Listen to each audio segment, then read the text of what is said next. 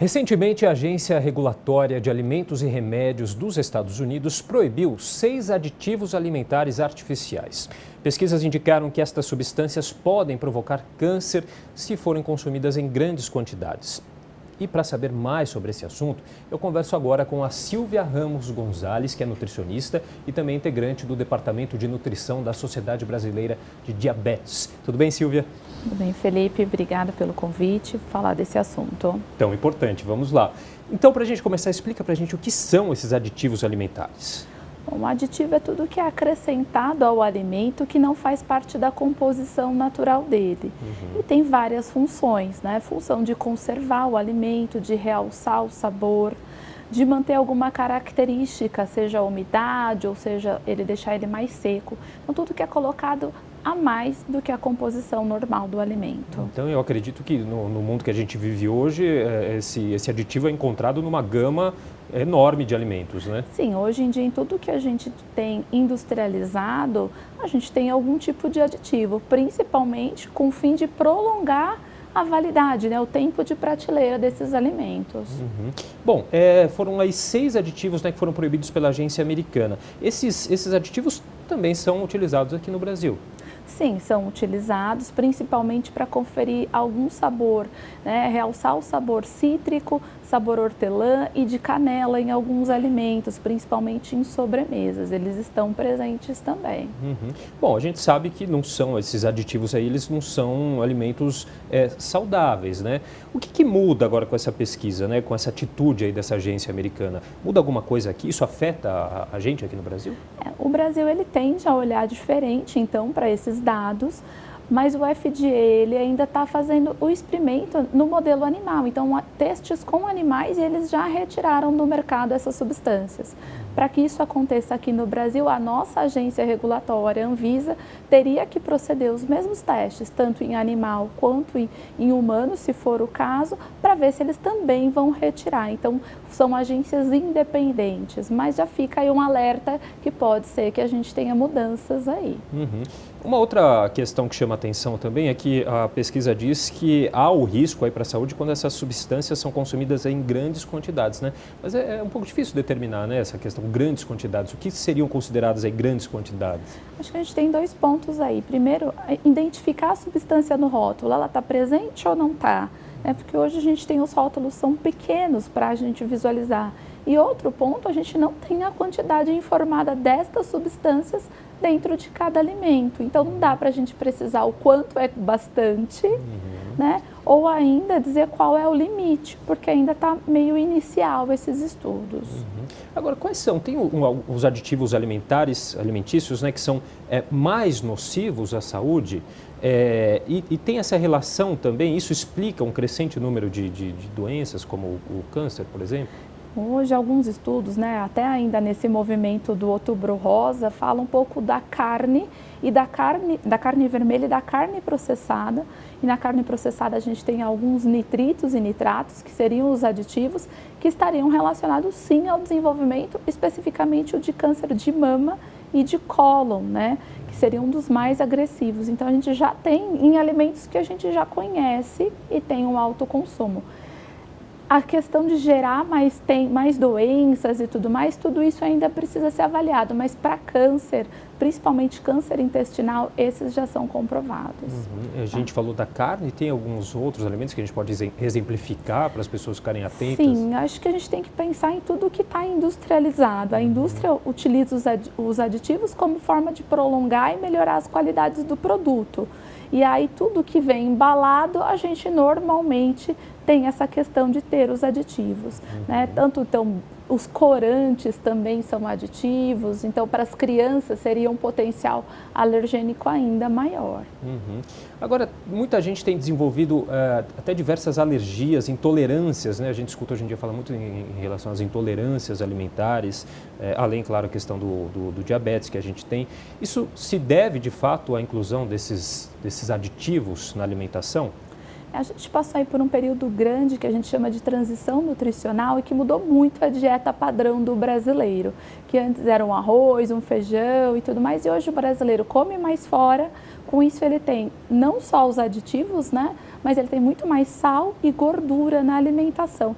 Tudo isso modulou um pouco, modificou a forma com que o organismo entende esses alimentos. Então não só os aditivos, é o conjunto de comer fora, comer muito mais alimento pronto, que pode estar sendo relacionado aí a essas alterações e essas alergias. Tá certo. Bom, a gente vai fazer um pequeno intervalo, mas a nutricionista Silvia Ramos Gonzalez continua com a gente no próximo bloco. Estamos de volta com o Jornal da Câmara e eu continuo conversando com a nutricionista Silvia Ramos Gonzalez sobre os riscos em se consumir aditivos alimentares artificiais. Silvia, explica pra gente um pouquinho como que esses aditivos eles agem no organismo, né? Como que eles afetam, por exemplo, a microbiota intestinal?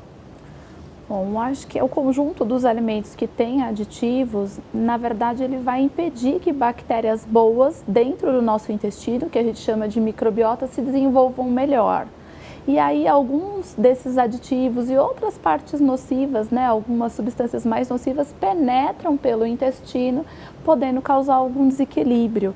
E aí eles poderiam modular a microbiota. A gente já sabe que hoje, né, uma microbiota desequilibrada está associado à obesidade, ao diabetes e outras doenças metabólicas também. Quer dizer, essa microbiota intestinal ela tem um papel fundamental muito importante para a saúde. Né? Hoje dizem que é o novo cérebro, o eixo intestino-cérebro. Então ela está sendo cada vez mais estudada e eu acredito que nos próximos anos a gente tenha muito mais coisa sobre isso ainda. Olha só, a gente hoje tem um refrigerante zero, sem açúcar. Isso também é muito prejudicial para a saúde? Olha, se a gente for pensar em pessoas com diabetes, é melhor que ela faça uso de um refrigerante dietético ou zero do que um com açúcar. Mas refrigerantes em geral, né, os refrigerantes comuns, eles têm uma quantidade muito grande de açúcar, além de uma série de aditivos para manter ele, né, com gás, com sabor. Eu costumo dizer, se ele dura tanto tempo, né, se a gente pega um alimento que dura mais de um ano, não é tanto aditivo para colocar ali, né? Qual é o alimento na sua casa que dura tanto tempo, um alimento preparado ali? Então, os refrigerantes, eles carregam grande quantidade de aditivos e grande quantidade de açúcar também. E no caso dos refrigerantes sem açúcar, eles têm o problema da alta quantidade de sódio, né? Alguns têm uma quantidade maior de sódio, depende do tipo de edulcorante ou adoçante que é utilizado. Mas, mesmo assim, se a gente for pensar no custo-benefício, é melhor usar os dietéticos, porque tem menos açúcar, embora a mesma quantidade de aditivos ou até mais. Agora, o que o consumidor deve fazer, né? Ele deve simplesmente riscar esses alimentos da dieta dele? Ou tem opções como escolher o alimento industrializado, caso ele não tenha como fugir? Acho que nós, nutricionistas, a gente tem que trabalhar sim com escolhas, né? Porque cabe então ao consumidor fazer as melhores escolhas. Eu acho que o primeiro ponto, ele tem que observar mais o rótulo dos alimentos dentro do possível, entender mais o que ele está consumindo, o que ele está comprando.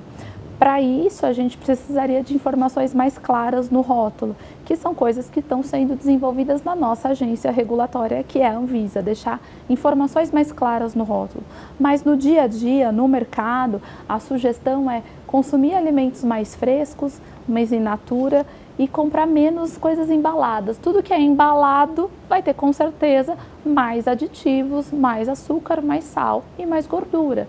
E voltar a tentar consumir alimentos mais frescos. No dia a dia, para quem trabalha fora, a gente orienta a fazer uma programação, né, do que vai comer na semana para não cair em comprar um produto pronto, congelado e rapidamente fazer. Então desembalar menos e descascar mais um alimento, uma fruta. Isso seria o mais adequado nos dias de hoje para a gente evitar essa carga enorme desses nutrientes e aditivos que estão aí nos alimentos industrializados. A gente tem também a questão dos agrotóxicos, né? Hoje se fala muito da cultura aí dos orgânicos, né? Mas é uma parcela pequena ainda, né, dos alimentos. E ainda é pouco acessível para a maior parte da população, né? A gente tem aqui em São Paulo alguns pontos que tem feiras de orgânicos, em alguns pontos de venda tem os orgânicos para vender, mas eu acredito que as pessoas ainda precisam entender um pouco mais da relação do custo-benefício. É óbvio que em longo prazo o aditivo, né, o agrotóxico também vai ter um efeito nocivo no organismo.